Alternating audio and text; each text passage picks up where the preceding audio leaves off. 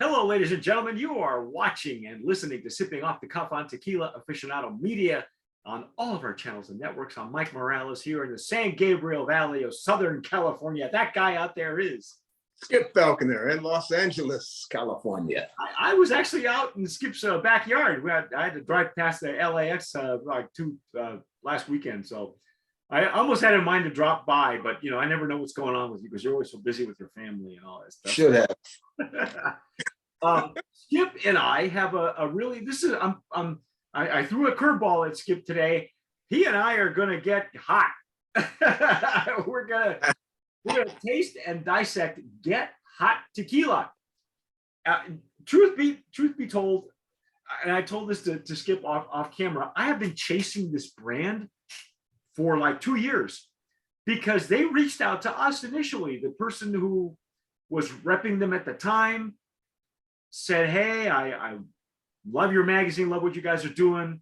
And then I said, "Great, send us the juice." We never got the juice. And then for those of you who are in the listen to Hispanic or Latino music, you already know who represents and who's the ambassador for Get Hot. That's Paulina Rubio. She's popular because she does have her own song. It kind of roughly translates to "Drink me like a shot of tequila." So that's what we're gonna do. This one is it's got habanero in it. And I was telling Skip offline that I have a high bar for tequilas that are made with peppers. Dave and I did the whole line of Tanteo, and then also Alex and I have had a pepper infused tequila that's a pepper from Hawaii. So we've had some really well done tequilas. This one's at 80 proof, so they're not dumbing it down. So here we go. We're gonna pour it in our Stasso Jarrito. I'm putting mine in my Glencairn, of course. Of course, I'm gonna use the Stasso for tequila. We just broke the seal off camera. This is considered a reposado. Skip, you said, what are they aging in again? What kind of wood? Canadian oak. Canadian oak. Now, this is interesting because for 6 months. Rick and I did we tasted a tequila that is using Canadian oak for their, I think the reposado, not necessarily the añejo. What I learned about Canadian oak is that it takes longer for the barrels to impart any wood notes because it has a tighter grain. Okay, so if you look at this, is a real pale color. It looks even darker in the bottle than it does in your glass. Yeah, it does. And so this leads me to believe that the Blanco they start with is pretty good, because that was the MO with the previous brand that we tasted. It's called El Bastón del Rey, and their Blanco is really unusual, very differently, a whole other process. And they wanted to keep that character, so they used a Canadian oak barrel to arrest their reposado to just maintain the same qualities of the Blanco. So pearls are they're very nice. Yeah. Oh yeah, very uniform in it, and it looks like it's going to have some good. Well, we shook it off camera, and Skip said it's got bubbles. So everybody knows I love bubbles, so I love to see those. Again, it's a good indicator of good things to come. Let's put it that way. It's a harbinger of good news. All right. Yeah, this clings to the glass really. Yeah, it's not. I don't know if you can see that with my lighting here. Oh yeah. There's some nice legs and tears on this one. Yes, sir. Okay, so pale straw color, pale gold maybe. Nice legs and tears. Oh. Hey.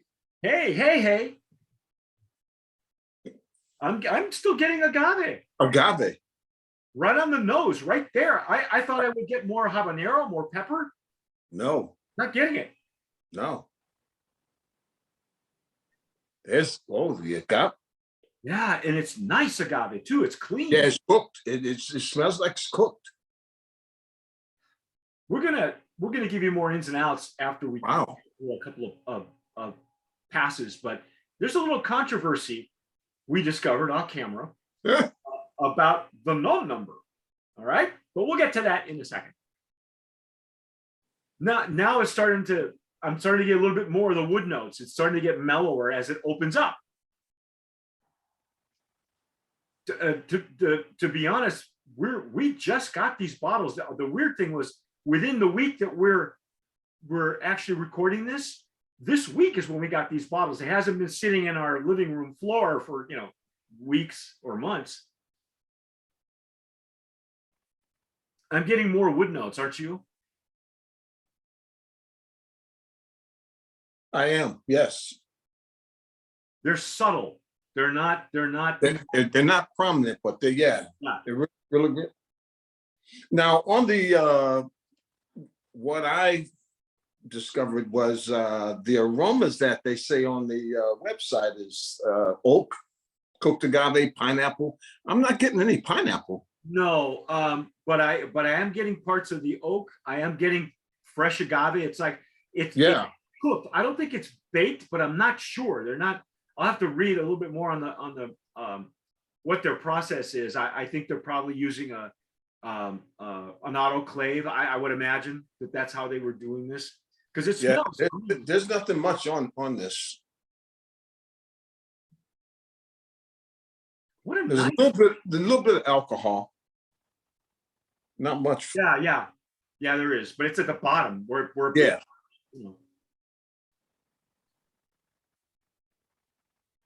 Again, this is an 80 proof, so they didn't dumb it down for the American market to somebody knows what they're doing with this alcohol, with this tequila. You know what? I'm now getting that pineapple that they're talking about. I got some kind of fruit. Yeah. But I wouldn't call it pineapple. I think it's pineapple. It's really citrusy. Well, yeah, that's what I thought, but it was like a stone fruit. Maybe a peach. I would go grilled peach as opposed to pineapple, but I'll take pineapple. I'll take it. And I think what it is the tequila playing with the Canadian oak is just imparting some really, really subtle wood notes, because the wood notes are subtle, and so maybe they're wherever they're sourcing this Blanco, and I'll explain why I say wherever they're sourcing it. It starts with good Blanco. I'm ready to dive in, man. This is really opening up every time. But I want it's different every time. Yeah. Okay, let's go. Let's dive in.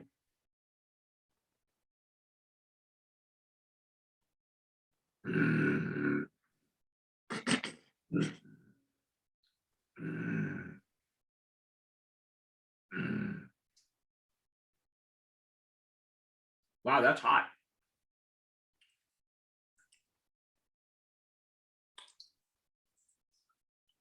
Go ahead. You first. You go ahead, because I know is this your first pepper infused? I think it is, isn't it? Yes. That it's hot. Yeah, but it goes in. It goes in sweet. And then right at mid palate to the rear, all the way down to the finish. It's nice and warm. It's habanero.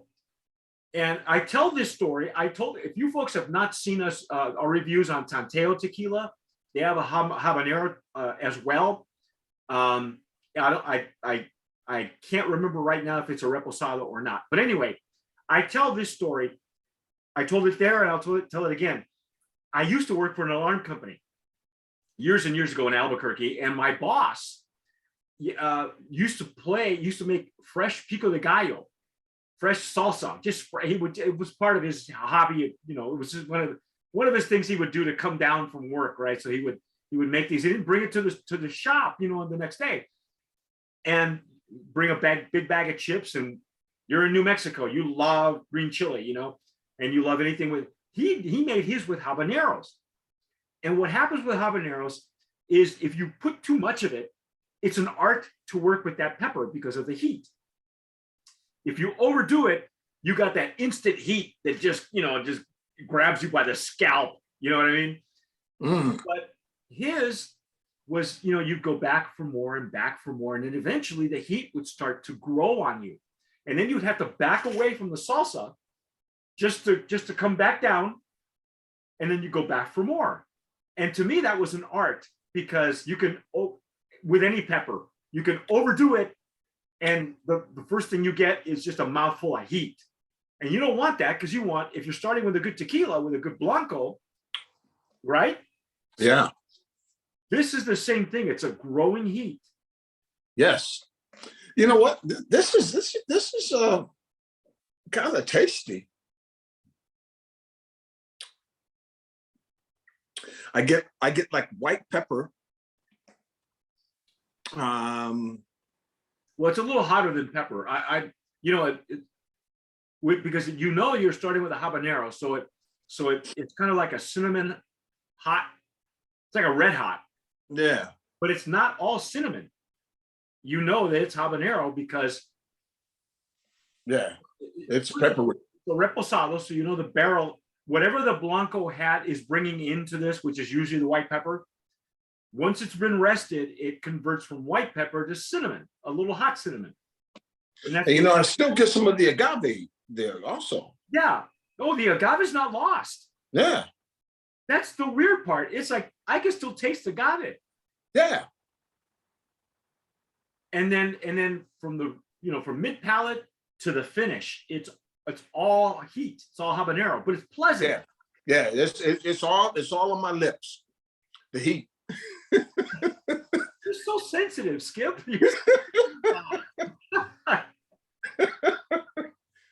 This is good.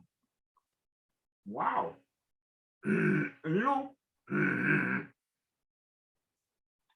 When I hold it in my mouth, and you heard me doing the retronasal, for those of you listening on the podcast, I'm not just clearing my throat. I'm trying to get more of the alcohol molecules to come back behind my throat into my nasal passages, so I can smell again what I may have missed. Sometimes you get more nuances that way. As I hold it in the middle of my palate, I taste agave. Yes. Now, I will tell you what's going on with the controversy. Okay. Whew. Up front, it's really heated up front. But you and I have like 3 passes already, right? Yeah. In the back palate, oh my goodness, it just goes down nice. Yeah. This is a really pleasant, well done infusion. Yeah. Habanero pepper, and I think the hottest one I've ever had is soltado.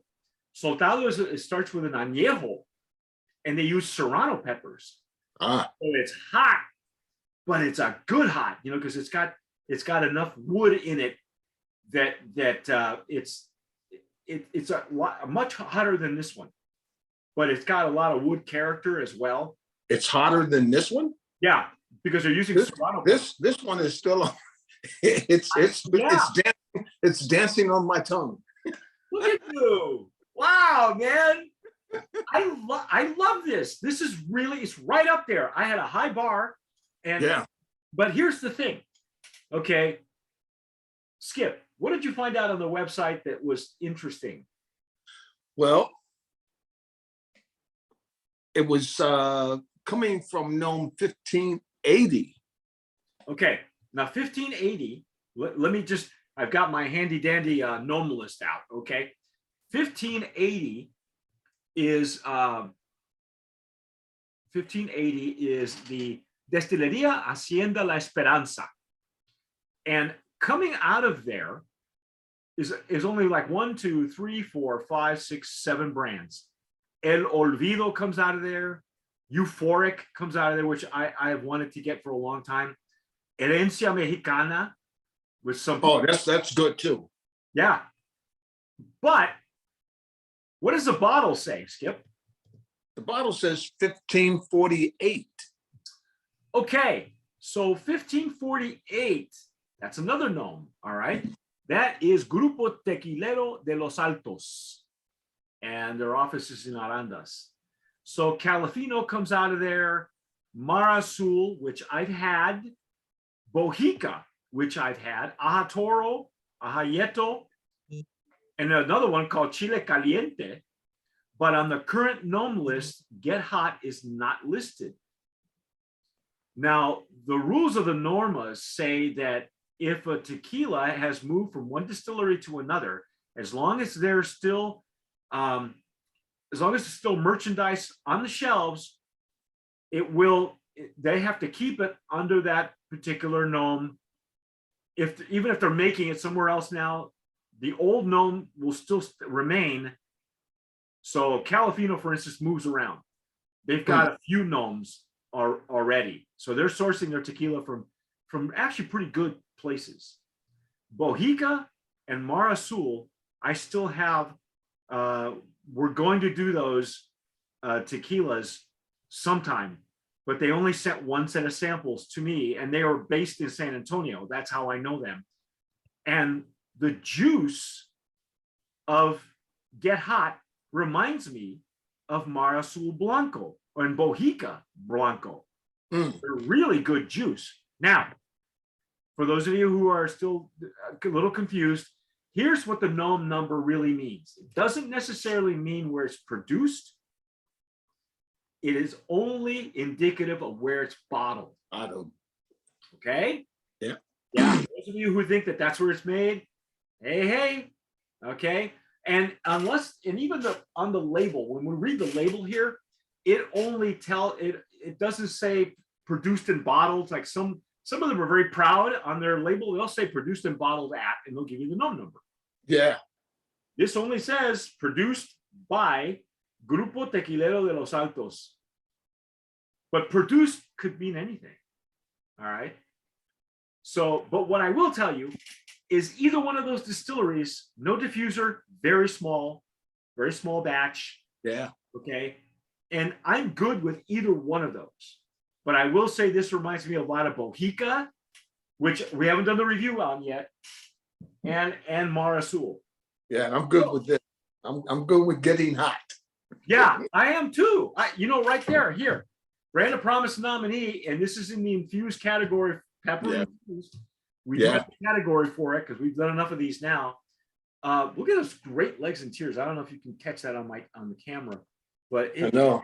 I need to pour another one. It's got some great structure. I mean, it's great on the palate. It's giving you, the Blanco has a lot of character, folks. The Blanco comes through on this. I understand now why they use Canadian oak. Okay. They just want a little bit of the color. They want a little bit of the wood notes, but they don't want to mess with the original recipe. But they don't want to compete also with brands like Tanteo, which is got a big chunk of that market. Okay. This has a really nice nose, man. Yeah, the more it opens up, right? Yeah. And I still have my first pour, but the more it opens up, you get more of the wood notes. Okay, so Skip, in a cocktail, would you do it? You know what? Yes. I think this would be real good in the margarita. Yeah, as your base tequila, I think so. And you know what else? I think a Mexican Moscow, a Mexican mule. Mexican mule. Oh. With some ginger beer. Ooh, listen to you, man. Ginger beer with the splash of lime juice. I'm gonna have to try it. Well, if you do, you put a picture up, tag us. Yes. So give us the recipe. Yeah, put the recipe down, because all of our guys, except for me, because I'm just lazy, but that and the fact I'm always busy, but all our guys do cocktails. Todd's put up a cocktail. We did the extra video for it. Jason Silverman, he's a big cocktail nut. He's a chef, so of course he's going to do. So we've done we want recipes and things, and Alex, big cocktail guy, he's always doing a cocktail with something that we've tasted. Well, see, I'm not a cocktail guy. But that's okay. I want your recipe. Experiment. I just do experimenting with the juice. Yeah, but if you give us the recipe, if the experiment is a success, I want to see it. Yes. A lot of our guys, Jim is another gourmet. He recipes, he breaks stuff. I love breaking stuff down with him because we do the ready to drinks a lot with him, and he's just picking it apart. And it's like, man, you getting all that? It's like, okay. Yeah, I think this would go really well with old time ginger beer, a splash of lime. I used to sell ginger beer, and it was DG. Which one? DG. There's DG. There's old time. And now I used to sell Sioux City. Has one. Sioux City was my favorite. I used to sell those as mixers years ago when I worked in Albuquerque at a food distributor. I sold Sioux City out the door. I loved it because it was so good. The flavors were so different. Ginger beer. They had a great root beer. They had they're all really neat flavors. And I even won a T-shirt one quarter. They handed me a big T-shirt. It was what it was is a cowboy going through Western doors. If you've ever seen their logo. Yeah. So yeah, I used to love that stuff. I used to sell all that stuff. I sold everything but alcohol. But I sold all the mixers. I still used to sell Monin syrups, by far best syrups you could ever buy. They're Italian. I had flavors from kiwi and pineapple and salted chocolate. And, oh my God. So yeah, well, you and I we had salt tequila. Yes. That was so well done. That chocolate. Yeah. So yeah, Brand of Promise nominee in the infused category. Anything else? Oh, Paulina Rubio, she picked a good one. Yes. If you're not familiar with who she is, she does have an Instagram. Follow Get Hot on their Instagram as well. Well done.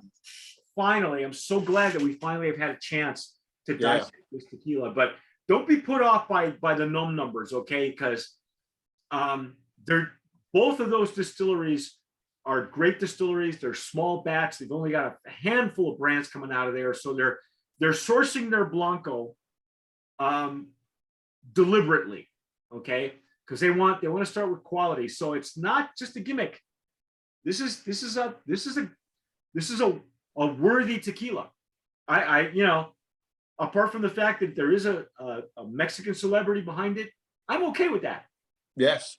We've had some really great tequilas with some reputable celebrities behind them, because there are some. Not everything is The Rock, and not everything is Kevin Hart, and E40. It's not none of it. There's some real legit ones out there, okay? Yeah, But anyway, that's our take on Get Hot Tequila. I'm Mike Morales here in the San Gabriel Valley of Southern California. That gentleman out there is. I'm Skip Falconer, getting hot in Los Angeles. You have been watching and listening to Sipping Off the Cuff on Tequila Aficionado Media on all of our channels and networks. If you're following us on Spotify or iTunes, hey, download it for wherever you're getting it. If you're watching us on YouTube, give us a like, because that helps with the algorithm. If you've had this, I want to know what you're doing with it. Okay, leave us a comment down below. Tell us what you're paying for it too. Do we have a price point, Skip, by the way? Yeah, anywhere from $23.99, and I saw it up to $31. All day long. It starts with a great Blanco. It's got a good base Blanco on either one of those distilleries, whatever known you're getting. It's a solid tequila to begin with. Okay, all day long. For those of you looking for an everyday or a bargain, you don't mind a little habanero capsaicin, a little heat. I'm okay with it. I'm all right. I got a high bar. It's right up there with Tanteo. Great. Tell us what you're doing with it, what you're paying for it, and hit the notification bell, give us a like, subscribe, and whatever you do, tomar sabiamente. Sip wisely.